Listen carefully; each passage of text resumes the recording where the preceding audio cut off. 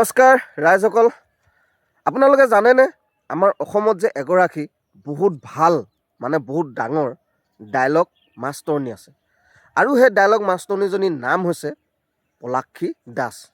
তেখেত হৈছে এগৰাকী কংগ্ৰেছৰ মুখপাত্ৰ।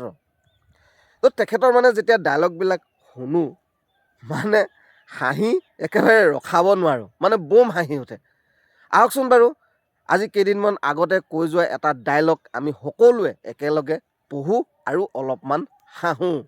তেখেতে কৈছে, মুগাই যেনেকৈ নুনী পাত খায় পাত টকলা কৰি দিয়ে, ঠিক তেনেকৈ মুখ্যমন্ত্ৰীয়ে অসমখনক এফালৰ পৰা টকলা কৰি দিলে।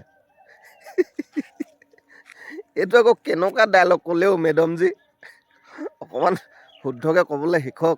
যিহেতু আপুনি অসমীয়া ভাষাটোকে শুদ্ধকৈ ক'বলৈ শিককচোন। কোনো অৰ্থ নাই, গুৰি নাই, এনেকুৱা ডায়লগ কয় নেকি বাৰু? ধেৎ তেৰিকা, এনেই নকওঁ নহয় মই। আপোনাৰ এই ডায়লগবিলাক শুনিলে মোৰ বম হাঁহি উঠে বে।